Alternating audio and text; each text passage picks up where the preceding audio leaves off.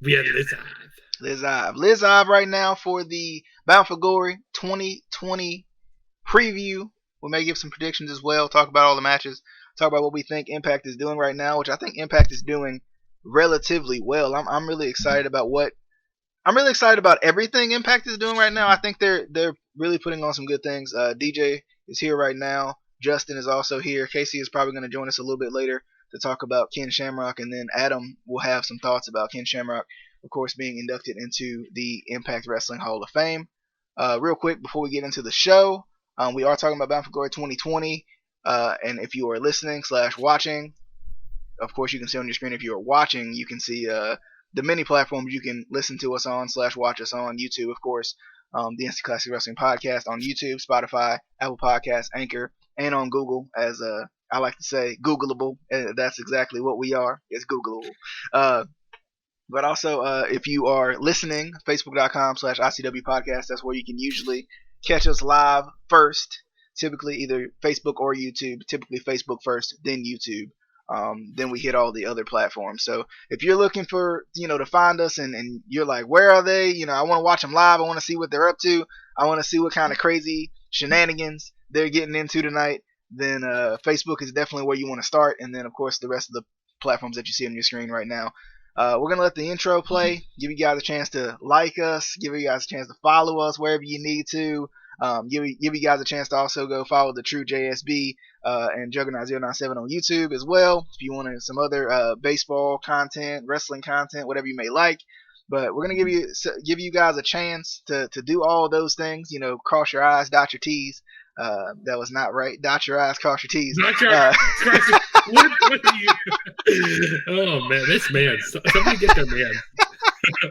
We're gonna let you guys do all of that, and then we'll be right back for our Bound for Glory preview. We'll see you guys in just a little bit. Let's get it. Welcome to the Instant Classic Wrestling Podcast, the only podcast that is always an instant classic. And your And we want to punch Jim Cornette in the face repeatedly until he bleeds because he's stupid. They're fat. We will see you on the flippity dippity. Oh yeah. All right, and we are back right here for our Bound for Glory preview here. We're talking all about Bound for Glory, actually on the wrong screen here, but there we go. That looks a lot better. Not our Week 7 preview. You can find that just in case you were wondering, like, Week 7? Football? What's going on? Two different subjects. if you were wondering, you can find us on Anchor for that, or Spotify, or even Facebook. It's on Facebook now. It's on YouTube, so it's on all those platforms I mentioned before. So if you were a little confused, because I was a little confused, feel free to hit us up on there as well. But nonetheless, Bound for Glory 2020. I guess we'll give our first kind of overall thoughts on Impact, what's going on with Impact. Because we keep hearing they're going out of business, but they're still kicking after over 20 years. Let's be honest, Justin. I think Impact's out here putting some of the best wrestling content we have on the planet right now. I mean, when you look at Raw and SmackDown, I think is actually very good. Raw is hit or miss. It's kind of iffy. It has its good parts, has its bad parts. Of course, you got AEW, and we've talked about it before. AEW has this it's also hit or miss. Like, the main event scene is awesome. The tag team scene is awesome. The women's division is kind of eh. The mid card is kind of eh. And then of course you have what else do we have? We have the I guess with Impact, we get a more well-rounded show. I feel like I think Impact kind of ticks all the boxes relatively well. I think their women's division is really good. They got a really solid tag team division. Some of the other mid card stuff is usually pretty good. That may be their weak point, is some of the feuds outside of championships. Sometimes, it's not all the time. It's every once in a while they'll have a feud that's just kind of like, really? It's just kind of like, for real? So, that's kind of how I feel with that. But I mean, how do you feel about Impact and kind of what they're doing and what they got going on? Because I mean, I'm enjoying it. I find myself struggling a little bit to watch everything that's going on, but for the most part, when I do watch Impact, I do enjoy it. Yeah, see, I actually, we talk off camera a lot, and I've been telling you how I've been feeling about Impact, which I've been liking, like most of these storylines that have been happening. The build up to Battle for Glory here has been fairly pretty good. And I feel like why TNA doesn't get talked about much is because it's on a smaller channel. Like I feel like some people don't have I'm not Destination America. That was a while back. Don't have access TV, and I feel like that's why. And they go like, oh yeah, TNA gets talked about negatively. They go like, oh yeah, they're just going to do some weird shenanigans on there. People can't take it seriously. But I mean, yeah, they do that sometimes, but they do put out good content here, and they have been putting out a lot of stuff. I mean, a lot better than Raw. I mean, like you said, Raw is hit or miss. I mean, and also AEW is hit or miss also because, like you said, the mid-card division is kind of low there. But I tell you, the Knockouts division, great. Main event scene is great. Their tag team division is great. Like they got some great stuff going on here in Impact. And I'm just liking every minute of it. I mean, like I said, there's some stuff that like, oh, why did they go with that decision? Like, why are they booking that this way? Sometimes I'm really confused with like what? And I'm just enjoying. I've been enjoying a lot of this as of recent though. And I've been talking to DJ a lot about what's been going on, and it's been pretty good in my opinion. Yeah, I definitely agree. I've definitely enjoyed Impact. I've definitely enjoyed everything they've had to offer for us. I think they just, I guess because it's 2 hours too, I think that helps a lot. We kind of, I think we've forgotten how good a 2 hour show can be. And even an hour show is good. Like you look at NXT.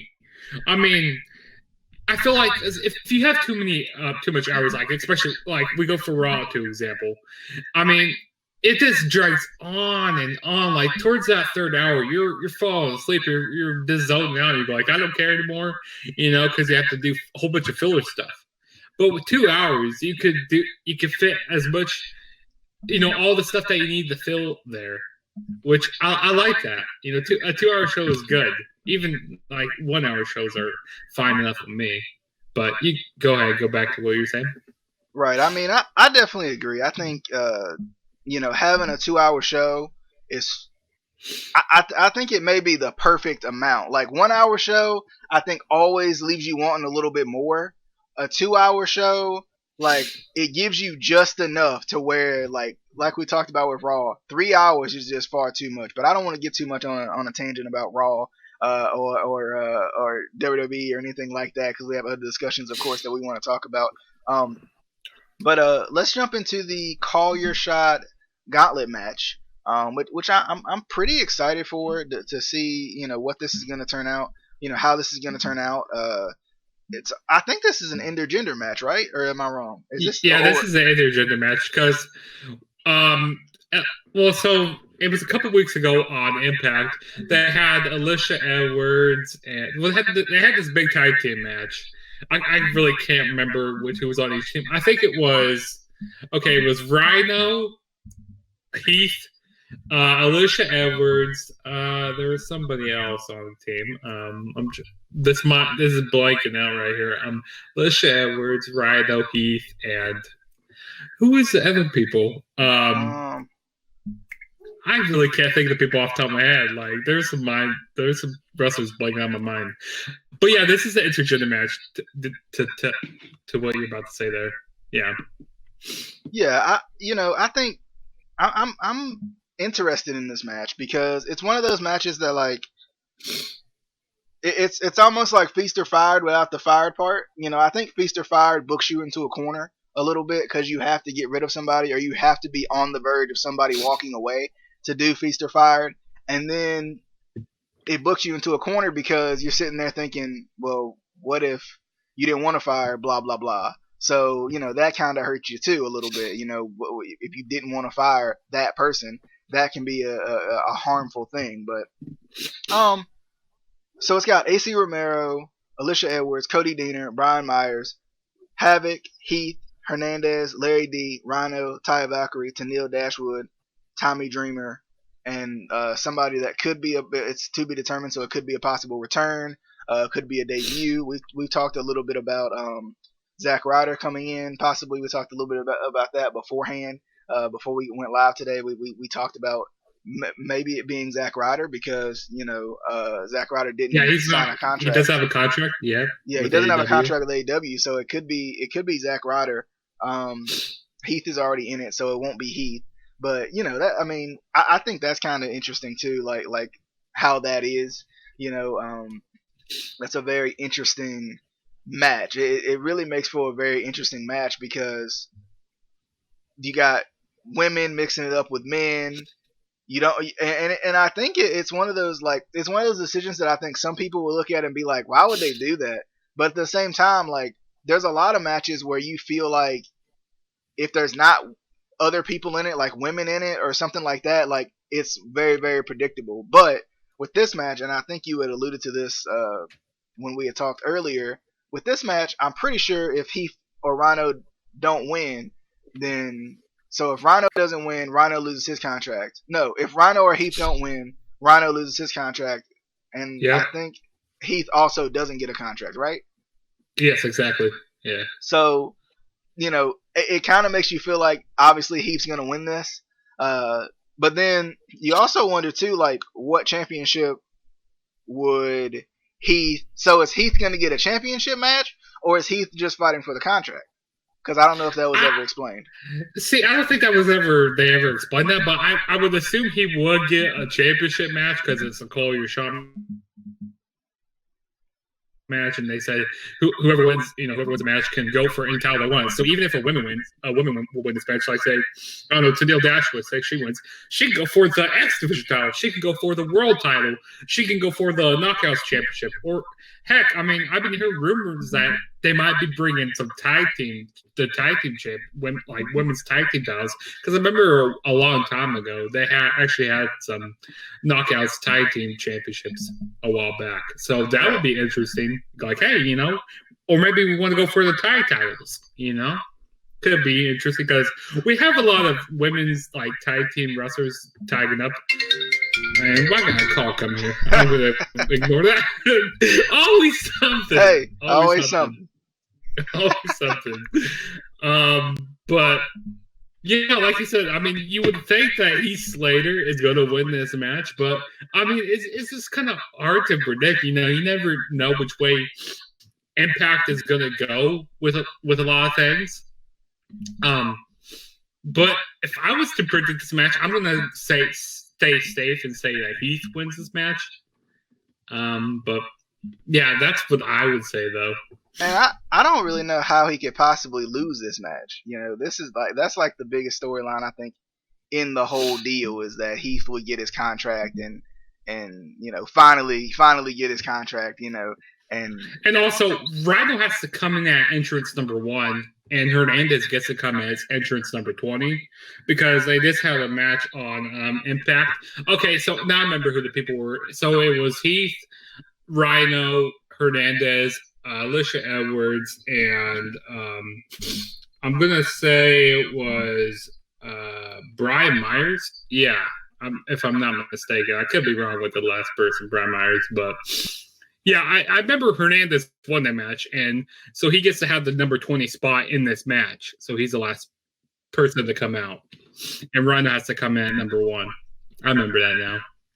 Right. So, and I mean, Hernandez's role with Impact has been interesting too, with their whole deal because, they've been doing, the whole money thing with Reno Scum and all that too.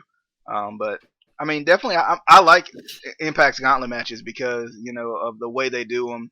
I don't know if this is going to be a pin and give up gauntlet match or it's going to be over the top rope and then pin and give up at the end. But the cool part is there is usually some sort of one fall decision to end the match at worst. So, that's one of the nice parts about it. Is you get that kind of pin and give up.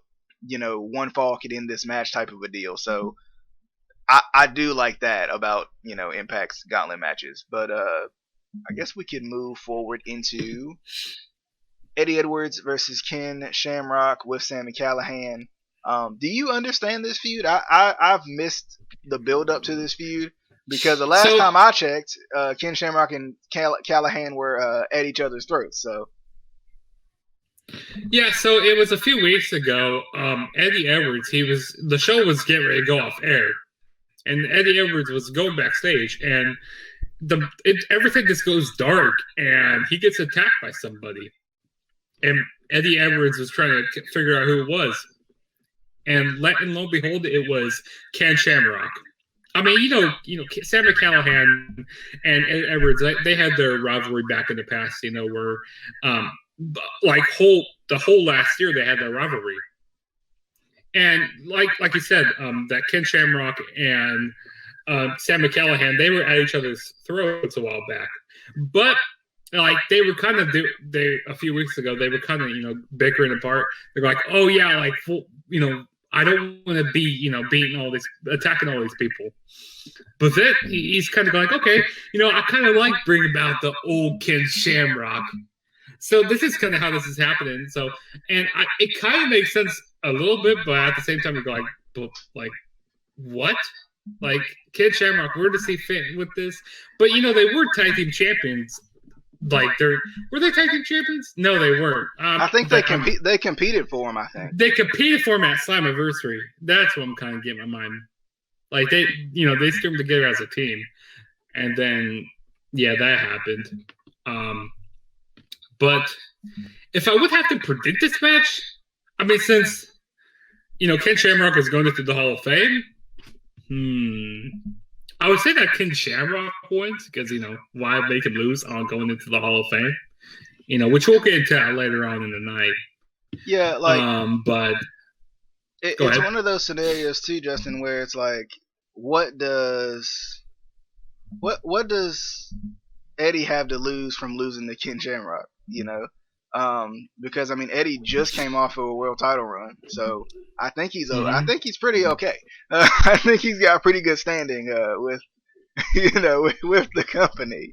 So I mean, I think he'll be fine in that regard. But I mean, I think it could be a good match because of Ken's methodical style, versus Eddie Edwards' kind of throw it all at the wall type of a style, kind of, all hands on deck type of a wrestling style that he has. And he's still running with that gritty character too. So, when you're running with that gritty character, you kind of have, that part too, that the fact that you have a gritty character definitely it blends well with Ken Shamrock, I think. Yeah, I 100% agree. Like both these kind of characters, they're both very, they both have that brawling type of style. They both like to do a little mat-based wrestling. Like this is going to be a really fun, interesting match, and I feel like that Sami Callihan can have a point. Can have a kind of interrupt this match, so I could see Sami Callihan getting involved. But yeah, I'm going to say that Ken Shamrock will win this match. Right. And then, of course, Moose and EC3 interjecting here to bring us to our next match, which is Moose versus EC3. Is this for the TNA World Title? I don't think it is. They never really clarified. I mean, sometimes too, they never really clarified. Like, oh, if this is for the title, and also it's going to be at an undisclosed location. Right. Yeah, it's supposed to be at an undisclosed location. So it's weird because EC3 threw away the TNA World Title and then had it the next week, which was like a little mind games type deal. I'm surprised they didn't put the title on the line because I get it. They're still saying it's a fake title. It's not a real title that's to be defended in an Impact ring. But at the same time, like, this is the source of the feud. The source of the feud is the title. Moose thinks he's the world champion. EC3 is trying to destroy the World Championship and all, and everything that it means. So why not just go ahead and let Moose? I mean, and it's possible that they're kind of doing it like they were before, where it's technically not for the world title, but they'll announce that it's for the world title, and Moose is going to parade around like it's for the world title, and all of that. Maybe they might continue with the that whole narrative. No pun intended. But I mean, I'm loving what EC3 is doing right now. I'm loving what Moose is doing too. I think Moose's little character with the title has been hilarious, and then EC3's new darker character, his new kind of it's not a demented character. It's just more of a like, I'm tired of this type of a character. I'm done with all of this type of a character. I'm done with the hoopla. I'm done with the being the pretty boy. I'm done with being Dixie Carter's nephew. Like, I'm done with all of that. I'm done with being from royalty. Like, this is who I truly am type of a character. So, I mean, I think this is an interesting character, and Casey and I have talked about it in the past too, where we feel like this shows EC3's versatility a little bit. This shows how versatile he is as a character, as a wrestler, and I think that's pretty cool. But how are you feeling about EC3 and Moose, the undisclosed location? This could be one of those matches too that is kind of a brawl, but more like a boneyard match, Firefly Funhouse type match. One of those little cinematic matches that I think we've really learned to enjoy a lot in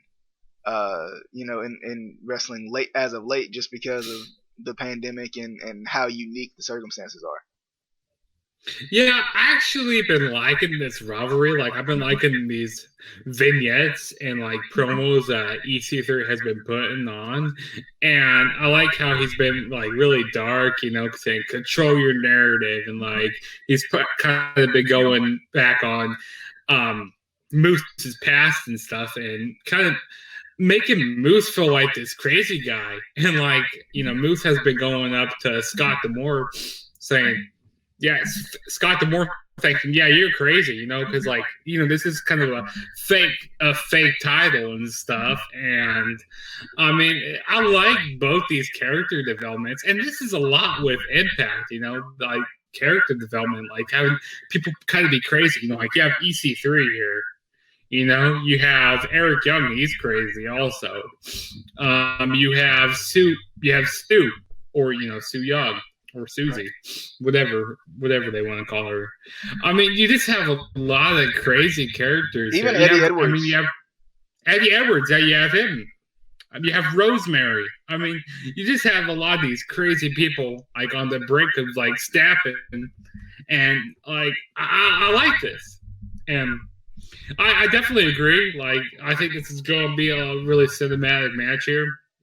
And like I said, we kind of gotten into like this COVID type of era, if that's what you want to call it, or like the pandemic era of wrestling, to be, we're accustomed to these cinematic matches, on these pay-per-views. Do you think that it's do you think that it's forced companies to be a little bit more creative, in the way they book things? Because especially with Impact doing the whole no crowd thing, and that's another thing that we wanted to, I think, mention a little bit too, is we hope that they have some people in the crowd, because I think having no crowd really does take away from the matches. I think Impact is doing a lot of good stuff, but I hate that there's not even any sort of crowd noise at any point, because I think it takes away from being able to enjoy it. Yeah, I definitely agree. Like, I think, well, maybe just if they don't have any crowd, at least for the main event, have a crowd. Like, we'll talk about that main event here later. Like, I mean, I talked about this with DJ a few nights ago, like how I think, that main event, how personal it kind of is. They need to have a crowd for that match. But like I said, like with this promos that they've been putting on, it just sometimes it feels like really weird, like with them kind of talking to nobody and like having no reaction. Mm-hmm. Like, I don't know, it just feels weird. And I definitely do agree. Doesn't it feel like they have to work a little harder to get their point across? Like I mean, there was one promo that I watched. I mean, I enjoy most of Impact's promos, but there was one promo that I watched that I was like, whoa. Like I was really like, whoa, that's how you cut a freaking promo. And that was when I was listening to Trey Miguel cut his promo in this Feudal Days Austin. That promo that he cut before that match that he was going to have with them after they attacked him was amazing. Like one of the best Impact promos I felt like I'd heard in a very, very long time. And I think Impact does have a strong suit at promos. So, I mean, I think it's like I think the crowd being missing. We've had a chance to get used to it. We've had a chance to like try to be okay with it, but I think at the same time, like it's still weird. There's still something missing, and it's 100,000 people. like there's still something missing in wrestling, and I think sometimes it's hard to enjoy because you try to like put your blinders on and really enjoy it, but then you miss the ooh and the ah and the even the little campy chants that they use, fight forever or something like that. You miss that though. You still miss that, unfortunately. But you have any thoughts on that? Even if you don't have any crowd, at least have the wrestlers stand around ringside, right, or something, like have like a little bit of or like having some piped in noises even will help also. But then again, sometimes piped in noises kind of makes it sound weird, like, but there's like no crowd there, you know what I mean? So then that kind of goes like, oh, that's awkward a little bit, Right. But yeah, I just feel like TNA needs to have a little bit of a crowd or something, because it just feels weird at some points. Well, it's weird because they're the only ones that haven't responded too. Like they're the only ones that haven't responded to like not having a crowd. Ring of Honor hasn't also. Yeah. So, I noticed that because I was watching, because EC3, he showed up in Ring of Honor, which has kind of been, different to me. But yeah, these are like the really two companies that in America. Over in different countries, like over in Japan, in New Japan, they actually been having fans, actually a bigger capacity of fans to actually be able to come in and actually watch the shows, because they actually been handled this pandemic correctly. But we're not going to talk about politics right here, because we're not going to talk about that. But they actually been handled this pandemic correctly, other than America. Exactly. And AEW, they had like a little capacity, at their shows, like a 15% capacity or so, which has kind of helped out a little bit, rather than just having the wrestlers. Right. But yeah, I definitely agree. Having fans actually around the ring and like actually cheering and booing really helps out. Like really puts into like if the show is gonna be good or bad. Exactly. Moving into the X Division Championship match, which we have. It's a 6-way, interesting match here. Intergender scramble match for the X Division Championship. Rohit Raju is the champion because nobody can beat Rohit. Chris Bay, Jordan Grace, TJP, Trey Miguel, Willie Mack. How Jordan Grace got in this, you may ask, is and Justin had cleared this up for me, and I actually had just watched this part of Impact before we came on, but Jordan Grace actually defeated Rohit, and Rohit she thought she won the title, but Rohit was like, no, this wasn't this wasn't a title match, this was just a challenge. So I thought that was funny. And we've talked about this too.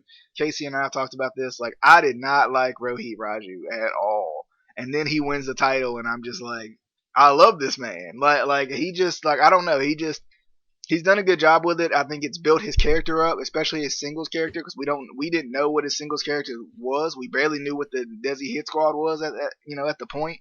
So this has been good though. Like his run so far, I think his run has been better than Chris Bay's run, which is crazy because I like Chris Bay, but I felt like Chris Bay always looked lost to me.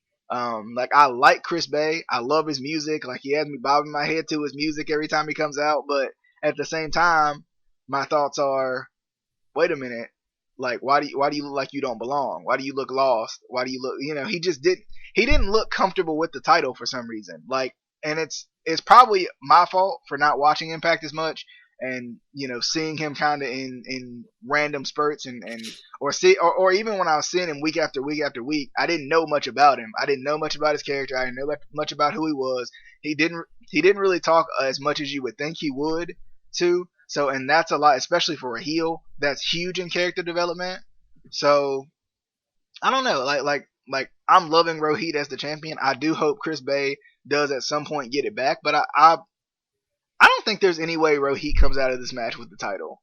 Like, it would be cool if he did, but like, and the hard part is I don't know who would win it. Like, I got a feeling they're gonna try to pull the trigger on Jordynne Grace and let her win it.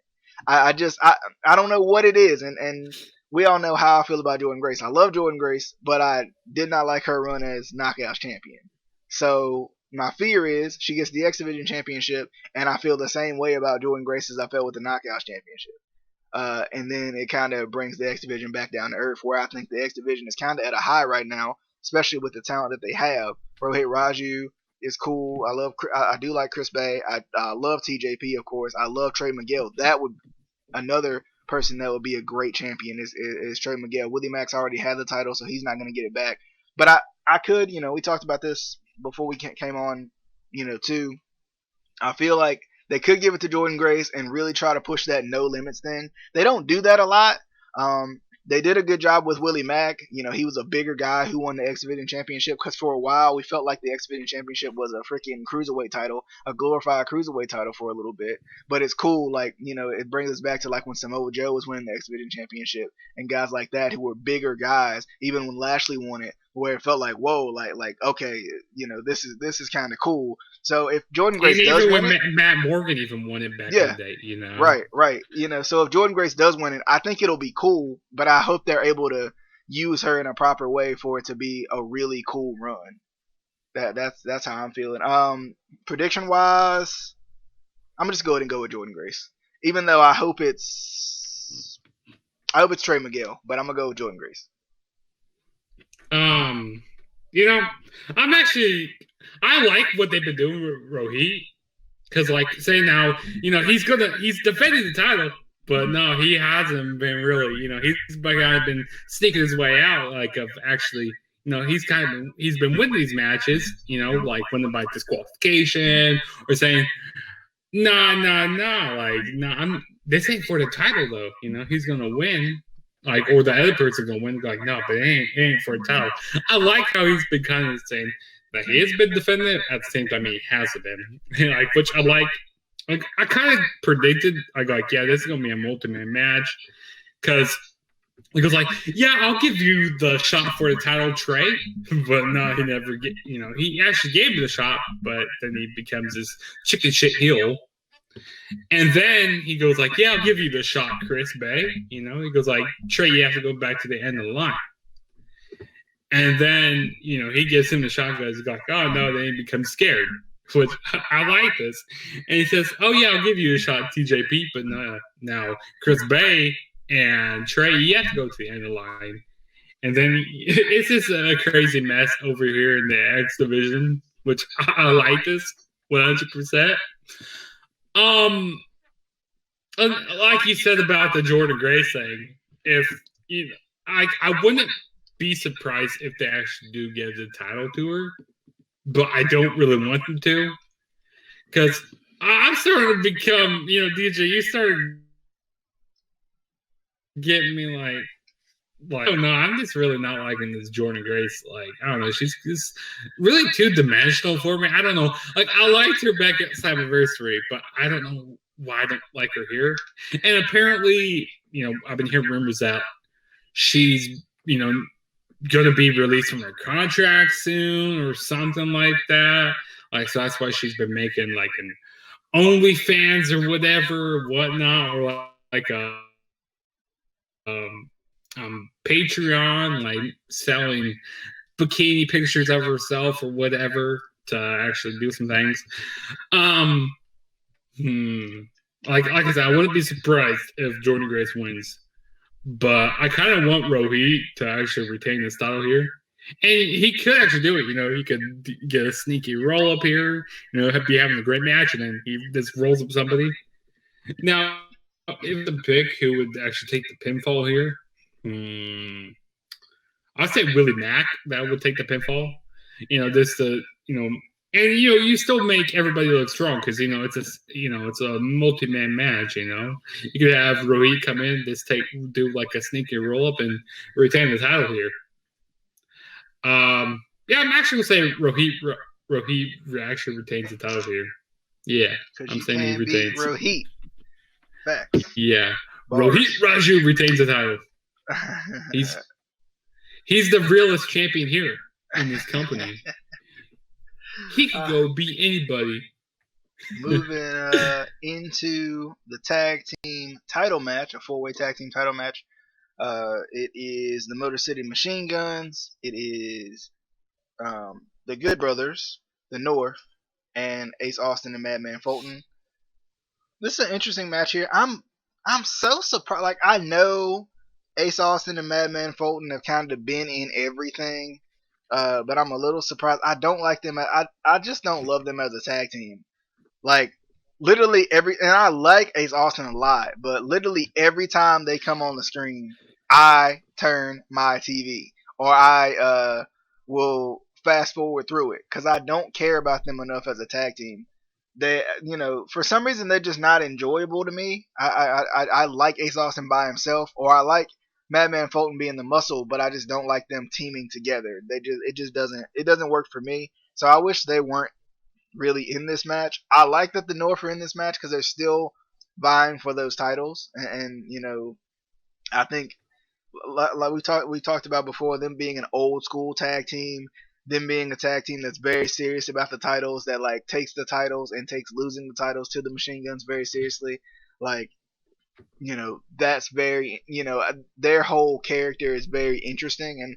And I've always felt like, the North took losing the title so seriously that, like, what are you going to do with them, now that they're not champions? And of course the Machine Guns being in it. I think this is going to be an incredible match. It could be match of the night, possibly. This is going to be really good. The North bring a style of their own. Good Brothers bring a style of their own. Shelley and Sabin bring that kind of, that high flying, more of a high flying type of a style, and of course Madman Fulton bring that yin and yang type of a flow with the power and the speed type of a tag team. So I mean, you got 4 different tag teams that get their job done in different ways, and at least 3 of them are very good teams. 3 of them are very entertaining teams. I think the Machine Guns retain here, but if anybody does win this match, it's going to be the Good Brothers, I think. Because the Good Brothers seem like they're ready to take the titles, but I don't know if they want to take the titles off of the Machine Guns this quickly. The issue is, I don't know when Impact's next pay-per-view is going to be to take the title off. I think it's going to be next in November, which is Charity Point. Like it's not a pay-per-view, it's a special on Impact Plus. Right. Which that's what I kind of want to talk about later on in the show. I talk about why they don't put pay-per-views on Impact Plus, like right away. Yeah. But go ahead. Yeah, no, you go ahead. I'll let you talk here. No, I was just gonna say, yeah, that is a interesting thing that they don't put their pay-per-views on Impact Plus. Like, I just find that interesting, but continue. But no, on this matchup, like, I definitely agree about Madman Fulton and Ace Austin. I just think they're, this tag division is amazing. Like, it's probably the second best tag team division in, any wrestling company, in America over here. Well, like, other than AEW, because AEW, you cannot touch that tag division. I mean, you got so many tag teams up the gang over there in AEW. But here in, here in Impact, you have another great tag team division. I mean, you got the North, you got the Motor City Machine Guns, you got, of course, even Ace Austin and Madman Fulton. You got the Good Brothers. You got who else we got here? Sammy Callahan and even and Ken Shamrock. You got them. You got Triple X. Is it Triple XL or Double XL? Triple XL. I can't remember, triple XL. You got a triple XL. You got the Rascals. He's got so many. You got Heath and Rhino. You got a lot of tight teams you could throw in over here. So I really like the stuff that they're doing. So I think any team can really win this match. But the way they've really been building up the Good Brothers, I think it's going to be them who win the titles here. And why not pull the trigger on them? To have some great, shocking moments at the biggest pay-per-view of the year. And that can lead to some great matches in the future. I mean, you can also, have the maybe at the next pay per view, you can have the Good Brothers. They can the Murder City Machine Guns can have a rematch, for the titles at the next pay per view, and you can just have some great matches going forward. So I'm gonna say that the Good Brothers win here. Just after their hot stuff that they've been going on. They're one of the hottest tag teams in the world. I mean, ever since leaving WWE. So, yeah, I just like the stuff that they're doing over here. And especially their whole podcast that they had this past week on Access TV, The Talking Shop. That's amazing. If you haven't checked it out, I think it's on Impact Plus. So you can even go check that out, kind of plugging out the Impact Plus here. But no. Yeah, I say that the Good Brothers win here. Yeah. I'd have to agree. I think if anybody's going to win, it's going to be the Good Brothers because I think they wanted to put the titles on them from day one. But it was cool how they brought them in. I think it was nice to put Ace Austin and Madman Fulton kind of over with them and help them as a tag team. I just, we know how I feel about Ace Austin and Madman Fulton at this point. But definitely agree. And also, they don't even have back to that subject about Madman Fulton and Ace Austin. They don't even have a tag team name. Like, that's one thing that's weird.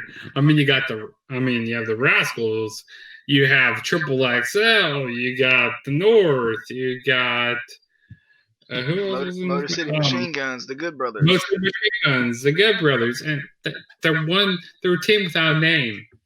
Like, what? That doesn't make any sense. It's like calling them the Washington football team, like, without a name. That's what they basically are. I can definitely understand that one. Like, what? For the people who don't watch football, I'm sorry. Oh man! And then, of course, we have Deonna Purrazzo and Kylie Ray coming up as well. I think this is going to be a really good match. I love how they've extended this feud. They did a really good job of extending this because this was one of those feuds that as soon as Deonna Purrazzo won the title, Kylie Ray became the number one contender because it was on the same night. So with Wrestle House, they were able to extend this feud and let Deonna Purrazzo continue to build herself.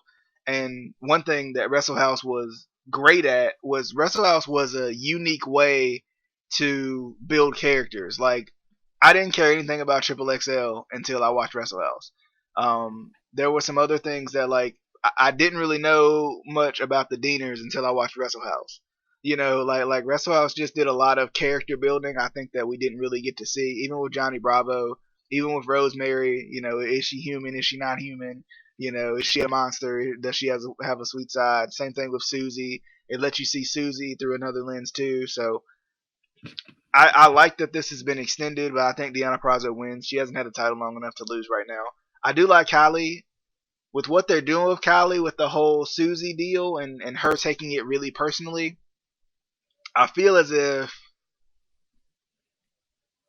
they're gonna either do a feud between those two with Kylie Ray and Susie, like they're gonna turn Kylie heel or something, because she has been showing some angry tendencies, as opposed to her normal smiley character, which is hilarious.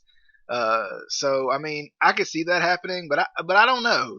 I don't know what Deonna's gonna have up her sleeve, but I think she's gonna win. And I wonder is Su Yung gonna, because like that's been the whole deal with this whole thing. They've been, because I feel like Susie's hurt now, so is Su Yung gonna like come out and maybe have Kylie win, or it may even be like Su Yung comes out and shocks Kylie, and that's how Deonna wins. too. So that there's a couple of different ways they could do this, to be honest. But I mean, I'm expecting a good match. I'm gonna go with Deonna Purrazzo though. Yeah, I definitely agree. Like I kind of like you said about Wrestle House. It's kind of like remember what they had back on WWE Network with Legends House. Well, it's kind of like that a little bit, but it's a lot different. A lot more wonky characters here, and a lot of stuff is kind of corny over here. I like how they go like. Even with bringing in Tommy Dreamer, goes like match time. Like I freaking love that. It's awesome. Like they even have matches going on over here. But like it says, some of the stuff is like really wonky. Like the stuff that they have with the Deaners, like who drank their beer and stuff. Like is just so funny. Or like that match that they have with Triple XL. Like, yeah, you drank our beer, and like they just had like a match. Like that match it's funny. They went like all over the house, and it's hilarious. And you had like Sue Young. Or Susie, you don't know if she's like gonna snap or become crazy. It's like a lot of good character development with a lot of the people over there in Wrestle House, which I like that. Which TNA is really good at, building characters. Which, like I said, I've been really enjoying that. And also, you kind of been seeing more of a mean side of Kylie Ray after what happened at Victory Road when Susie got her arm snapped. She's been, really mad at Deonna Purrazzo, which I like seeing this kind of different, I think this match is going to really pull out a new side of Kylie Ray that we haven't seen, more than just a smiley, happy-go-lucky, kind of like a Bayley type of character. So I think that we'll see more of a mean streak outside of Kylie Ray, but I don't think that they would turn her heel and stuff. But I feel like they would turn Susie into Sue Young, turn her heel. I could actually see that happening, seeing Sue Young coming out and costing Kylie Ray the match and then them having a feud. I could see that happening. See, usually I have two kinds of predictions. See, a person who I want to win the match and a person who I think should win the match. Which I think, I want Kylie Ray to win. I do. I really do. Smiley Kylie. I like her a lot. But I think it should be Deonna Purrazzo because I feel like she hasn't defended the title as much. I mean, yeah, she did when she did defend that in the 30-minute Iron Woman match against Jordan Grace, and she did. That was a good match, yeah, indeed. I really enjoyed that.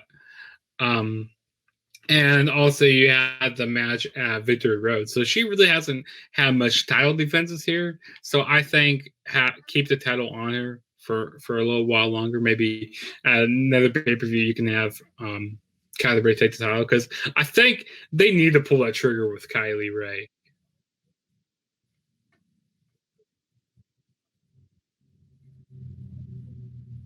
Mm-hmm.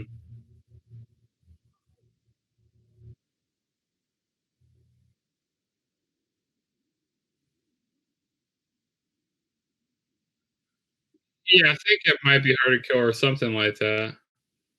Yeah, I think that is the beginning of the year pay-per-view, but sorry if you guys couldn't hear me on that one. But yeah, I think Deonna Purrazzo should hold the title until Hard to Kill. At worst, that's usually their beginning of the year pay-per-view, but to the main event. Well, what probably is the main event. A very personal feud. A very I think it's been very well built up. That like one of the things that I'm loving with what Impact is doing is some of the build-ups. This has been one of them. Like that's been building up since Slammiversary, which wasn't terribly long ago. Like 2 months ago, I think maybe. Yeah, it was back in July. Yeah. Oh, it's back in July. So that's 4 months ago then. So I mean that's pretty crazy to build a feud, especially in today's day and age of wrestling, like where feuds are built 2 seconds before, and title matches are built a week before the pay per view. So, I'm excited though. I'm excited about this match. I think it's gonna be good. I love Rich Swann. And if you don't know about this feud, you might be like, Rich Swann in the world title picture? Like, what's going on? But with this feud, the way it started with Eric Young attacking Rich Swann and basically making him retire, and attacking his leg after Swann eliminated Young during his return during Slammiversary from the little gauntlet match they had for the title. And then he attacked Swann. Swann retired. Eric Young gloated about it. Eric Young finally won the title. Swann came back. And they kind of pushed it off for the longest time, like with Swann getting back in the ring. And then finally he was cleared to come back. And now we're getting this feud, like Justin has said, a very personal feud. I'm a little surprised that there's no stipulation on this match because it is so personal. It's not like a cage match. It's not like like a Full Metal Mayhem or something like that. Yeah, I'm a little surprised just because it is such a personal feud that they're gonna just go out there and just have a wrestling match. But I mean, nonetheless, it's not like it's gonna make it a bad match. I'm loving what EY's doing. I think it's like almost the exact same thing that he left Impact with, but like we're getting to see more of it. He's had more time to mature with it. He's had more time to kind of develop it some too. I think EY is going to win this match, but I wonder how they're going to keep this feud going. What are your thoughts? I definitely do agree. Like, this match is like really personal, like I alluded to earlier, and I feel like this is the match. If they don't have any crowd for like any other match, at least have something for this match, because EY has taken out a lot of people. I mean, he's hurt Eddie Edwards there for a while back, to take the title off of him. I don't know if he power drived Alicia Edwards. Did he put his? I remember him putting his. He was about to. I don't think he did, but he was about to. I think Tommy Dreamer came out that time. Who was that? Tommy Dreamer came out that time. Oh yeah, Tommy Dreamer. Yeah, he's heard Tommy Dreamer even. That's who I was thinking of also. And so this rivalry has been very personal. The world class maniac. Like, so I really love this character development. And you see, the other company, WWE. It's crazy that they don't know when they pick up these, wrestlers, from these different companies. Yeah, they pick them up. They go like, yeah, it's a great signing, but a lot of the time they don't know what to do with these characters. It's just crazy. And then he comes back to TNA. Like, they just build up his character so much. Like, this is what he should have been doing in WWE, having him become this crazy lunatic guy, which right. I just love what he's doing here. But 100%, I think that EY is going to retain. I mean, there's no question about if he's going to retain or not. Like, he's not losing the title here. I mean, he just recently won it, and like I said, this is going to be a really good match. And I wish there was kind of like a stipulation, like a submission match, or I quit match, or like a type of Full Metal Mayhem, or whatever, like a extreme match, or Monsters Ball, whatever you want to call it. I wish it was kind of like, like there was a stipulation, like a hardcore stipulation on it. But who knows? Maybe that can always happen. Like maybe that could change on the date of the show. They go like, oh yeah, let's, it's because TNA has done that in the past before. They're like, oh yeah, it's just gonna be a hardcore match. I go, okay, yeah. Well, and it's funny because people give Impact crap for giving EY the title when they did, I mean, not this time, but the first time he won it. People give Impact crap for giving him the title when they did and all of that. But the funny part is, like, if they didn't give him the title, like, we'd never see this character, right? Mm-hmm. Like think about that. Like, and a lot of people forget, like, sometimes you need that title to make me take you seriously. You need that title to make me feel like, okay, yeah, this guy really can compete with other people. Cause like a lot of characters, especially in wrestling, those little jokey characters, the funny characters, the comical characters, they end up being just that for far too long. You know, they end up being just that for far too long, and then after a while, you put them in a big spot, and you're like, well, they're not going to win. So with EY, to see him flourish a little bit under this character, you know, to kind of see him have a really good spotlight under this character, is a product of them giving him the title before. You know, if they never gave him the title that first time, then, you know, he would have never. I don't think he would have ever been this world class maniac. He would have we would have never saw this character and how good this character actually is. So I'm glad, and we're gonna bring Casey in too. Bring him in here. But yeah, like we would have never seen how good this character is. You know, and this character I think has really become a really amazing character for Impact. I think in general, I think Justin, didn't you say this is some of the best work of his career? You felt like?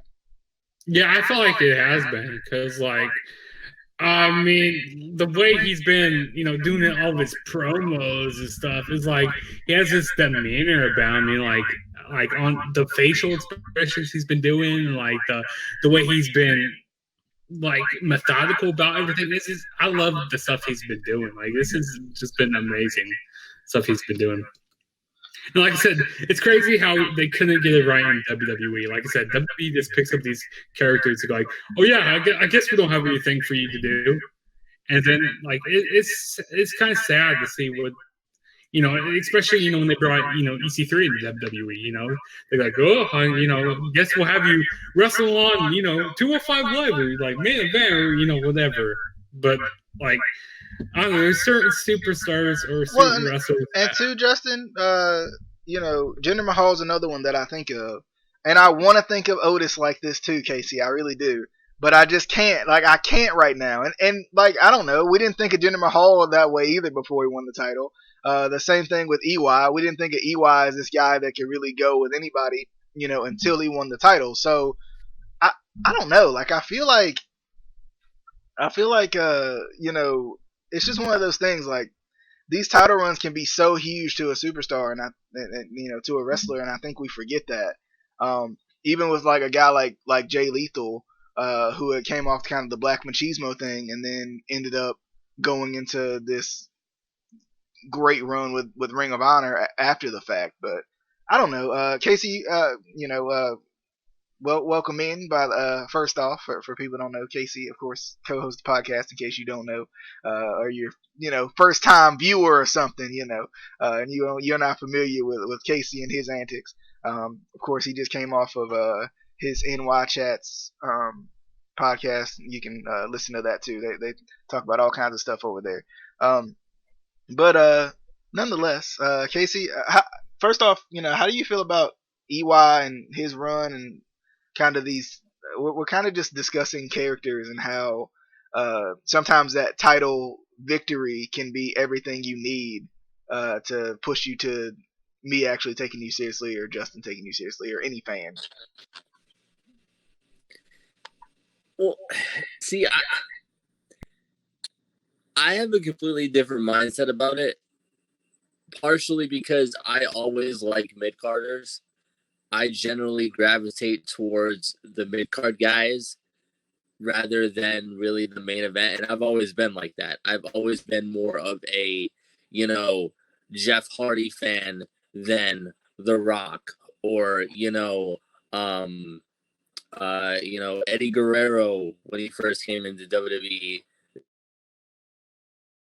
than, you know, the main guys. So I've always loved EY. I've loved everything that he's ever done in Impact. From when he was in Team Canada, which was one of my favorite gimmicks that he's done. Yes, it was goofy. Yes, it wasn't really serious, but it shows his, you know, range. You know, there's a lot of guys that it feels like they can only do one thing. Like they can only be that serious gimmick, or they can only be that goofy gimmick, or they can only do this. EY has shown us over the years that he can do whatever the company needs him to do, or, you know, whatever, you know, is called upon him. and I think he's always been a workhorse for the company that's kind of been overshadowed. You know, you obviously had like guys like Christopher Daniels got the spotlight, guys like AJ Styles got the spotlight, you know, guys like Kazarian got the spotlight. Eli really didn't get the spotlight. Well, and like you even said back too, when he deserved it. Casey, another thing, you know, guys like Christian came in and got the spotlight. Guys like Yeah. Booker T came in and got the spotlight. Guys like Hogan came in and got the spotlight. Booker T came in and got the spotlight even at one point. And then you guys, you mentioned, you know, guys like EC3 going back to WWE.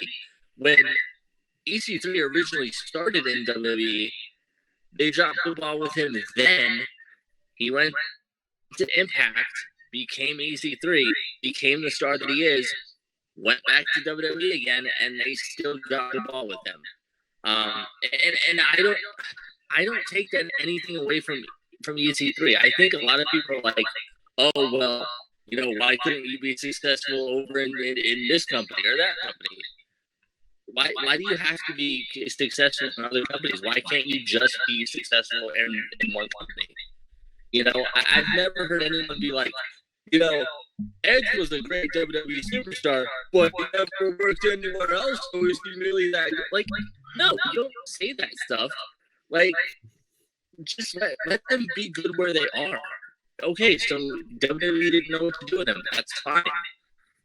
He's back where he's stronger. And I think he's also working with I want to say it's all with Ring of Honor. Yeah. Yeah, EC3 is in Ring of Honor. Yeah. Yeah. So, you know, he's getting much more opportunity there. You know, he's able to work Impact, Ring of Honor, pretty much wherever he wants. So. Okay, so the point that we brought Casey in for, which was the Ken Shamrock induction. Also, be sure to mute your mics when you're not talking. But you need to. So Ken Shamrock being inducted to the Impact Hall of Fame, which I don't know. I thought it was kind of weird, and I wish Adam was here, but I find it kind of weird that Adam was so taken aback. And of course, we'll get his thoughts on this as well. We'll have a clip from him talking about how he feels about Ken Shamrock and being inducted into the Impact Hall of Fame. But the interesting part about this was that The Rock is supposed to do his intro video. I don't know if that's still gonna happen, if that's still a thing. But that was like the big news of it. It wasn't the fact that Shamrock was being inducted, because he was the first NWA TNA champion. Yep, go ahead. I'm gonna jump out real quick as he sent a message to the chat. Okay. I'm gonna see what he said. So, we can edit that part out. We can edit this out. We're a professional podcast. Remember, we're not.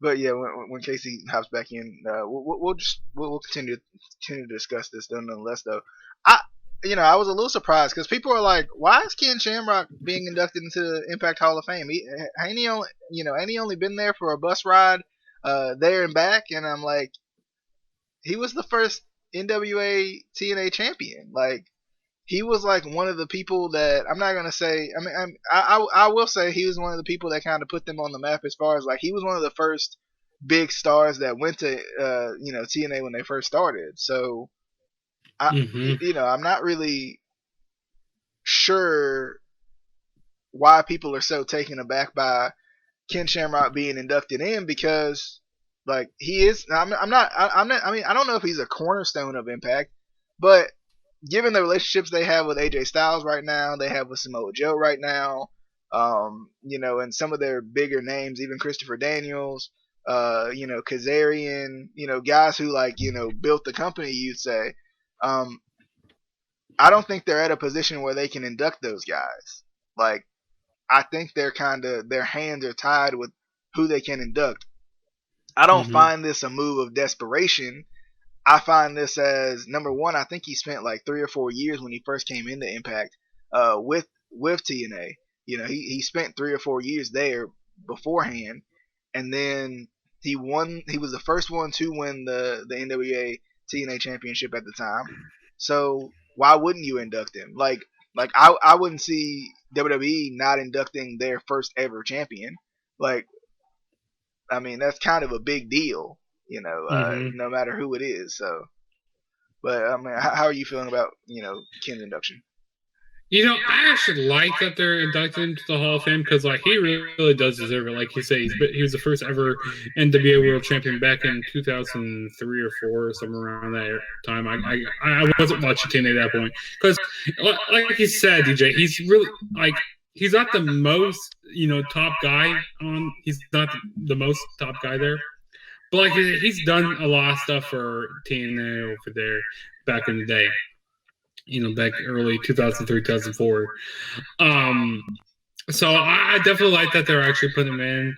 And like you said, people like AJ Styles, Christopher Daniels, Samoa Joe, they can't really induct them right now because, of situations that, they're in contracts with different companies, like, WWE, WWE. Oh, actually, I remember it was back in 2012 or something. I think it was that year. They let Christian come back for a show. Yeah, they let Christian come back for a show, but Justin too, like, and I just got to thinking about this. Like, I mean, I feel like their hands are tied, but they may not be as tied as they think because WWE has acknowledged them. What was that? No, I was saying WWE has acknowledged them on a couple of occasions. They did a whole special with Impact footage that promoted Impact Plus. So I don't know. Yeah, true. Like actually, maybe they might be on good hands, but like I don't know, maybe. But But I also don't see WWE just being like, yeah, AJ, you know what? Yeah, go over there and be inducted into their Hall of Fame. Like, yeah, you do that. Like, I just don't see it. And Casey, what we were saying was I don't know when you came back in. I'm not certain to when you came back in, but what we were saying was I don't find this as a desperation move to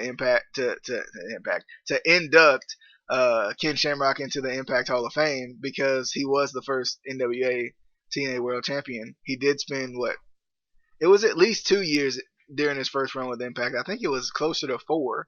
Of course he's came back. He's still in good standing with the company. So I think it makes sense. Like, I mean, I don't know who else would make sense. Like would make more sense. You really don't have R-Truth. Like, he's a guy who you probably could induct, but you really don't have R-Truth. You don't have the luxury of him. You don't. I wouldn't say Marcus Corvon is like a huge name that you would put in there. Like, I think he was a staple of Impact, but I don't know. I think didn't the Dudleys get inducted a while back? Yeah, the Dudleys did. Yeah, I was thinking about them, but like, you don't have the Hardys either. Like, you could have inducted maybe the Machine Guns or something like that, but like, do you really? You don't. Unless it's like Kurt Angle, who is on his way out the door, do you really want to induct somebody who's a current active member of the roster either? Because then I think to your fan base, it's like, well, they got to be on their last leg, right? So I don't know. Like, maybe I'm wrong, but nonetheless, I think it'll be good. I'm interested to see the Rocks thing because that's kind of cool. I think. That he's inducting him, and that was his request, and I think a lot of people are like, "Whoa, why is The Rock doing that?" But that was Ken's request that The Rock induct him. So, both of them being, crucial parts of the Attitude Era. So, but yes, Justin. Yeah, and people are, about the thing that, The Rock's going to do. People are going like, oh my God, is The Rock on Bad Hands with Vince? Like, no, like, The Rock's not, he's not wrestling right now. He could go over there. He's never done really anything with TNA before. But I think that's pretty cool. And that gets more eyes on the product. So it's a win-win, here for TNA and even, The Rock and stuff. Because, doing like a short little cameo. He's not going to be there live in the arena. Like, that'd be cool if he, was be able to do that. But, like I said, during this type of era, this pandemic era, you won't get that same, experience. I have a whole bunch of, fans in the crowd and stuff. But I really like that he's actually inducting him, and like you said, two main stars of the Attitude Era. They go back a long time, so I really actually do like that. That's actually pretty cool. But no, like The Rock and McMahon, they're on really good hands with each other, and saying, yeah, they're just on good hands with each other, and good. I'm in good terms. That's what I'm trying to say there. Same Good difference. hands. Same difference. It's the same thing, but yeah, I mean that's kind of my thoughts on it. Casey, how do you feel about it?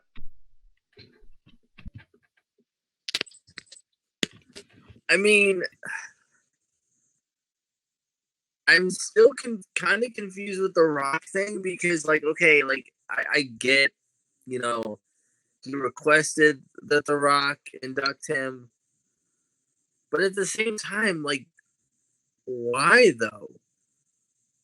Like, I get that they go way back in WWE, but they go way back in WWE. The Rock's never been in Impact.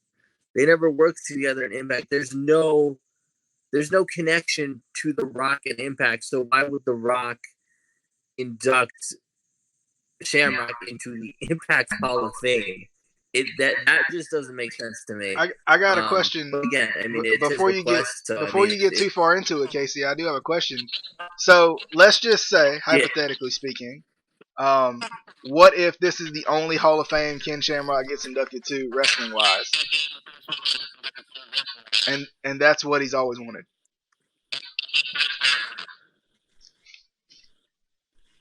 I mean, first of all, I think that right, that in itself is a shame. That in itself is a travesty for the things that Shamrock has done. I mean, he was one of the guys that started the whole like MMA pro wrestling, crossover type thing. Him and Dan Severn, like that right there, it's done so much for WWE because I guarantee you, if there hadn't have been Shamrock doing that, we would not have we wouldn't have Shayna Baszler. We wouldn't have any of the kind of MMA crossovers that we have now. We wouldn't even have that kind of style in WWE. But I mean, as far as him being inducted, I definitely think he deserves it. He, like we said, he was there right in the beginning. He was one of the guys that helped get the company off its feet. He was the first NWA TNA champion. I know a lot of people are going to be like, "Well, he wasn't the first TNA champion." Blah blah blah. Shut up. It's the same. It's the same company. Well, and the first TNA champion's already been inducted, so yeah. And I mean, I think on that point he should also be inducted into the NWA Hall of Fame because the NWA working with TNA was such a big thing back then because until recently when the NWA was kind of resurrected, NWA largely had kind of been dead for a while,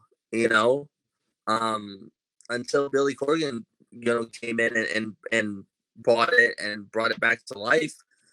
So I mean the fact that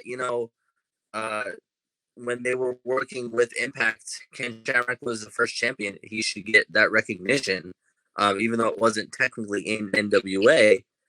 Still, and then also, I do also feel like, and not to take anything away from Shamrock, but I do think that they're kind of they didn't really have too many other options. There's a few that they had. I was thinking about a few earlier. Other guys that were there in the beginning. Jerry Lynn was there in the beginning that I could definitely see him being inducted.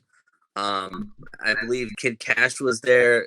There was a bunch of different tag teams early on that were there.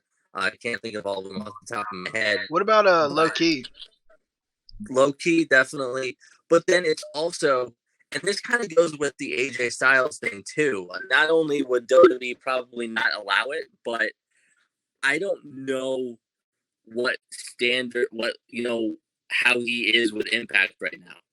Because you have to remember, he didn't leave Impact on great terms. He was tired of the crap they were dishing out that he had to deal with. He left, So I don't know if he's cool with them now, if they're cool with him, So right there, I don't know. He obviously should be in the Impact Hall of Fame because he's one of their main stars that really carried that company on his back. Oh yeah, I definitely agree with that one. But I mean, and also I'll write this down so we remember, because we tend to forget ideas. But I think that would be a good six-pack, since we're bringing that back. On guys that we think should go into the Impact Hall of Fame. Since in a way I feel like obviously WWE's Hall of Fame is bigger and more prestigious, but I think Impact is more special in the fact that they do it at Bound for Glory, which is kind of their WrestleMania, and also they only induct one person. Yeah, see, that's one thing I have a gripe with there. I kind of wish they inducted at least more people. Like, I mean, that kind of does make it feel special just to be inducted one person, but I don't know. It feels weird because you look at the WWE Hall of Fame, like they induct 6-7 people into the Hall of Fame, that year, and have a whole bunch of different people inducting them. So it does kind of. You know what? You're right, and I think for the for last year's Super Bowl, I think that not only should the what's that team that won? What is that team? What's that? Who won that? I can't even remember. Cheese Kingdom, baby. Oh yeah, them. Well, by that logic, I think that the Chiefs should have gotten a trophy. I think that the rest of their division should have gotten the trophy. I think that I don't know. I like that Impact only does one because it makes it feel more important to that one person. Like it shows more appreciation to them. Right. Makes it feel like it's their night. It's their celebration. Yeah. And I mean, look at some of the past like WWE Hall of Fames. Like you have the main person, and then you have everyone else, and you kind of forget who else was inducted. True. I mean, and then like the crowd, they just be falling asleep until that main person comes out. They go like, yeah, I definitely do agree with that. Because like you be watching the whole show, you're like, okay, I'm just waiting for that, like Stone Cold to come out, that main person, the main event, guy to be introduced to the Hall of Fame, like that Ultimate Warrior, RIP Warrior. But I definitely do agree with what you're saying there, but it just kind of feels weird at some points. You're like, okay, can they add a little bit more people? But I see both ways though.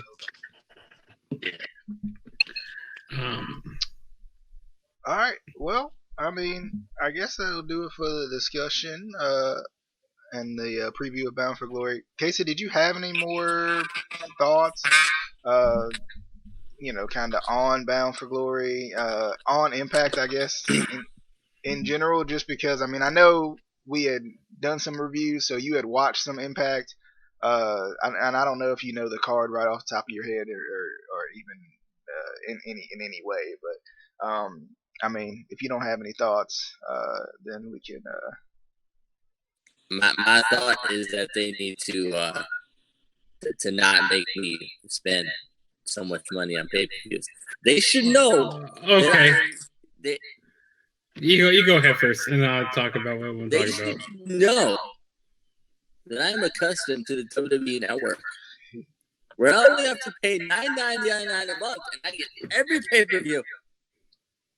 And they want to try to charge me $49.90. I don't think so. Real quick, before, because I know what Justin's going to talk about. He's going to talk about probably going to mention Impact Plus and why they don't put the pay-per-views on the on there too, to kind of encourage people to want to buy the subscription based system. Real quick, on your screen, you guys can see the different avenues where you can watch us / listen to us. I wanted to let you guys know, if you want to watch us live, usually Facebook is the first place to go. So be sure to check that out. But Justin, go ahead. Yeah, so like you said, the point that I was going to talk about is like, why don't they put their pay-per-views, like their big pay-per-views, like Bound for Glory or Slammiversary, on Impact Plus? I mean, I know they uploaded like about 3 months later because because they just recently put on Slammiversary on the Impact Plus.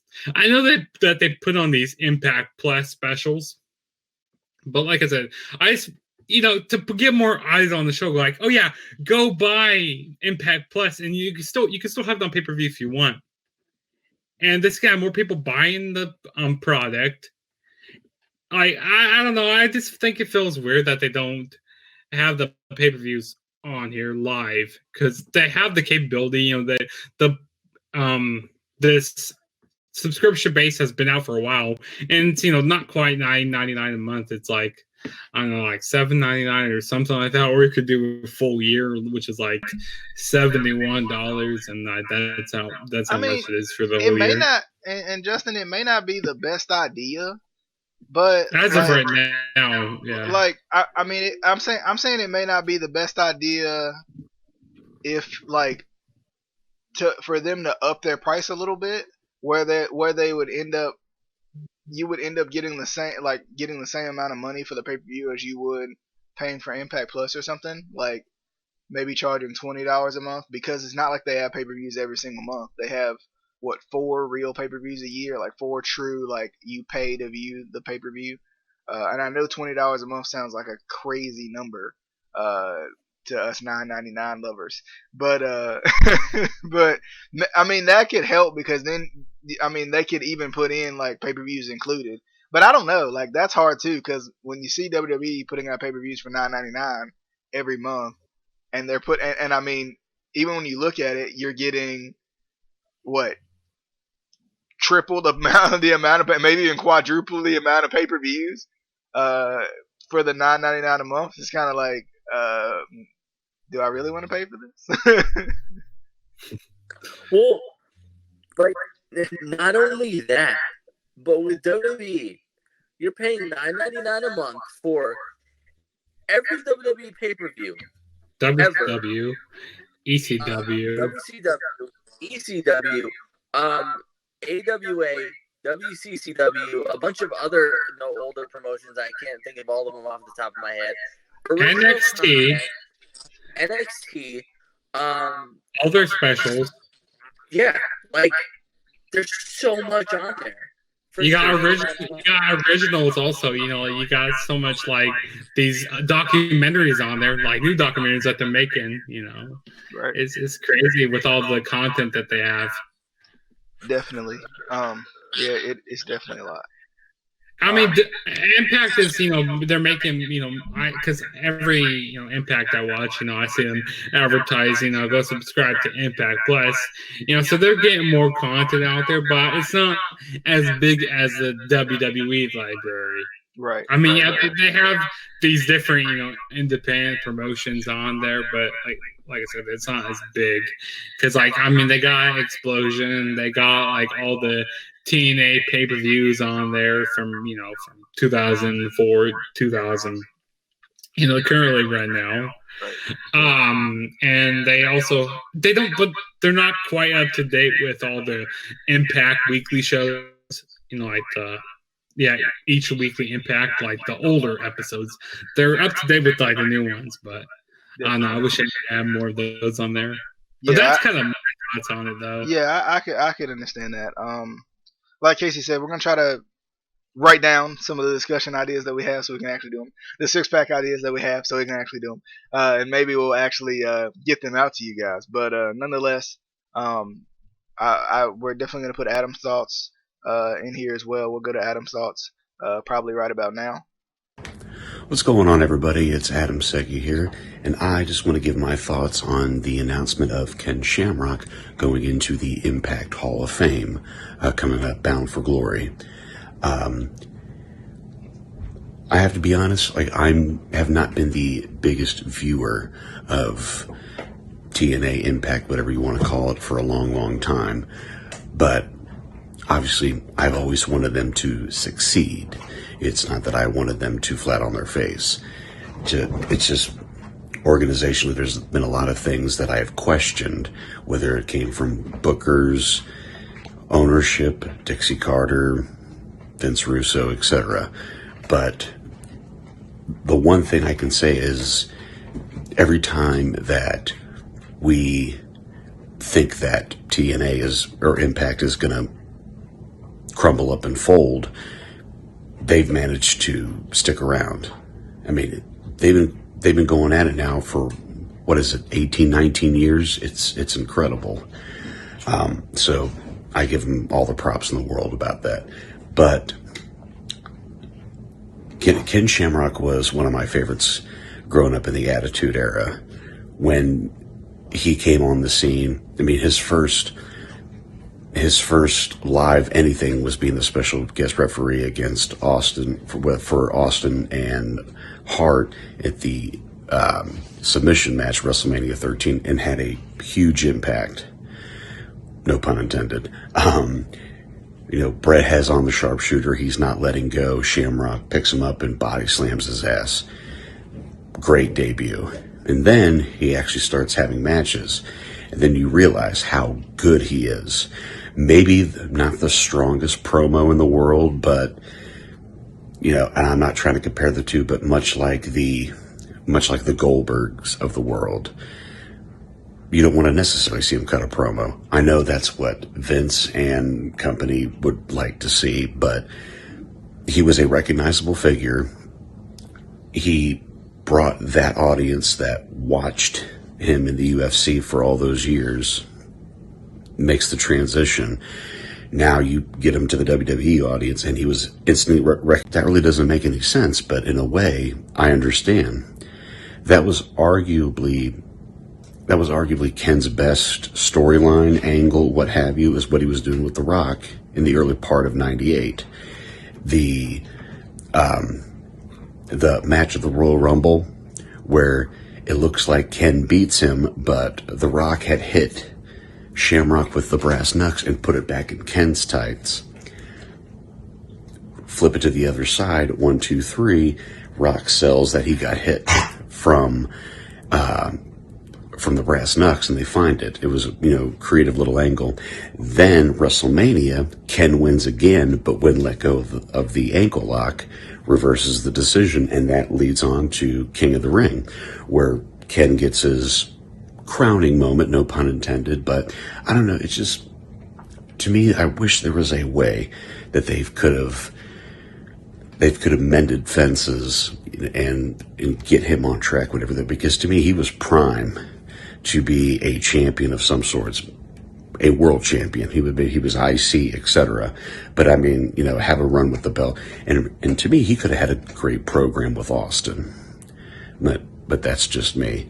But I appreciate that the efforts by TNA to make this happen. I hope the ceremony goes well. I hope Bound for Glory is a great pay-per-view. It's the ultimate winners in all this is the fans. You see a great wrestler like Ken, which again, he's multifaceted, mixed martial arts, wrestling, and that's the other thing that people need to remember is that before UFC was a thing, Ken wrestled, and I had even forgotten that he was in TNA in the early years and won the NWA championship. So, I mean, accolades galore, worldwide figure, recognizable figure in the mixed martial arts world and in the pro wrestling world. So congrats to Ken. I said, I hope the pay-per-view goes well. And like I said, the ultimate winners are the fans. So anyway. But other than that, if you haven't, actually, we'll just bloop it up at the end, I guess. We'll bloop it up at the end, kind of give you something to leave you with some thoughts, maybe. I mean, who knows? I might put it at the beginning, and you're gonna be like, "What? He said the end." But anyway, if you haven't already, like us on Facebook, facebook.com/ICW Podcast. You can see all the ways you can see, watch us, listen to us. The Instant Classic Wrestling Podcast. Obviously, you can Google us. We are Googleable.